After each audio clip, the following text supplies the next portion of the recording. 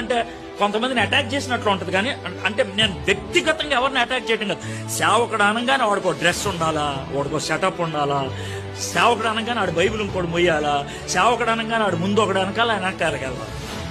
ఒక సేవకుడు ఆయన ఎక్కడికి వచ్చి వాక్యం చెప్పేస్తాడు, ఇలా వెళ్ళిపోతాడండి. వెళ్ళిపోతే బైబిల్ ఇంకోటి మోసుకెళ్తాడు. సిగ్గులే నీకు?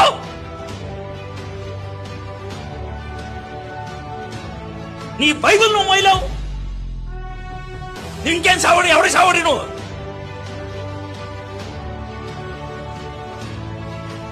ఆ టైటిల్ అన్నా మార్చుకోలేదు, బతుకన్నా మార్చుకో. నా ప్లేస్ లో ఇంకెవడన్నా కూడా నన్ను పిలిచిన జోసెఫ్ బెన్నీ గారికి వందనాలు, కొత్తగా ఎన్నికైనటువంటి ఐజక్ గారికి సుబాబు వందనాలు, అయ్య గారికి వందనాలు, అయ్య గారికి వందనాలు. పావుగంట మారుతాడాడు.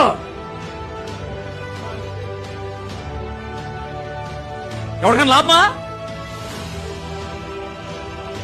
నిన్ను వాక్యం బోధించడానికి స్టేజ్ ఎక్కితే ఆడికి దండాలు పెట్టి, ఈడికి దండాలు పెట్టి, ఆడిని మొక్కి ఈడు మొక్కి, ఆడి మెచ్చుకొని ఈడు మెచ్చుకొని ఎందుకు హాన్ ఎక్కదే?